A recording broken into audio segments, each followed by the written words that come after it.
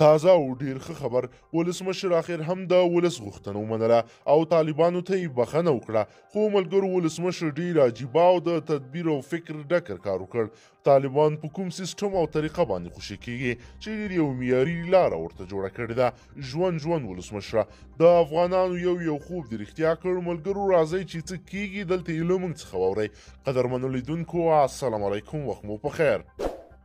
دا فرمان په سلسله واره توګه 15,000 طالب زندانیان خوشي کوي چې لومړی سل کسیزه ډله به یې د 3 ورځې وروسته د مارچ میاشتې پر 14مه نیټه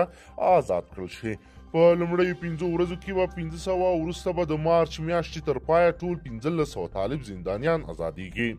تیره ورځ ارګ ویلي و چې لومړنۍ چوبه به 1500 طالب زندانیان وي خو د سې شنبې په ورځ دا ستراتیژي بدله شوه ارګ وایي چې ازادېدونکي طالب زندانیان به لیکي ژمنه کوي چې بیرته د جنګ لیکو ته نځي او دوی به بایومټریک په وسیله راجستر کیږي دا لومړنۍ 1500 زندانیان به د پروان له زندان ازادیږي دوی کې به ډیره برخه هغه کسان وي چې یا یې عمرونه لوړ دي او یا هم ناروغه دي پاتې نور بندیان به د طالبانو او افغان حکومت ترمنځ د مخامخ خبرو په پایله کې خوشي شي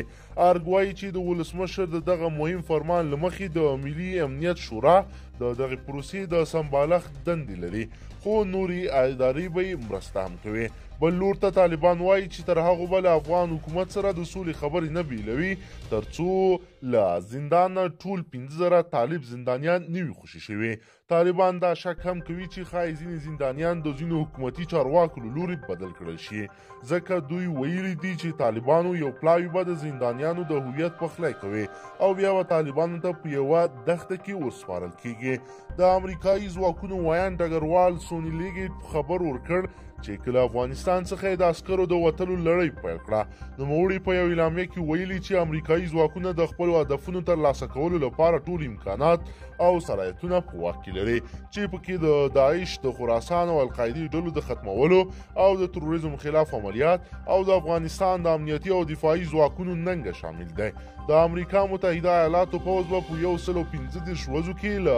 14,000 نه تر 8,600 ته په افغانستان کې د خپل پوځ شمیر راټیټوي د امریکا پوځ د یو اعلامیې په خپرولو سره په داسې وخت کې له افغانستان نه د پوځ د وتلو اعلان وکړ چې تازه په افغانستان کې اشرف غني د ولسمشر په توګه لوړه وکړه او په افغانستان کې په رسمي ډول د یو نوي حکومت پیل شو خو د حکومت سره مهاله پخوانی اجرایه رئیس عبدالله هم خپل ځان بللی ولسمشر اعلان کړی دی خو د امریکا د بهرنیو چارو وزیر مایک پامپیو خبر ورکړ چې متحده ایالات یو خپلواک او یو موټی افغانستان غوښتونکی دی او د سیاسي توپیرونو د حل لپاره د موازي حکومت یا هر ډول ځواک د کارولو له هر ډول هڅو سره مخالفت کوي ښایي دا وجه به وي چې د امریکا تر اعلانېدو سمدستي وروسته ولسمشر غني د تیار شو چې زندانیانو د ازادېدو پرېکړه وکړي قدرمنو لیدونکو که چیرې غواړئ چې ورته تازه او مهمو پیښو څخه ځان ډېر ژر او په لنډو کې خبر کړئ زموږ چینل سره سبسکرایب کړئ او ویډیو د سره حتما لایک کړئ تر بلې ویډیو مو په لوی رب سپارم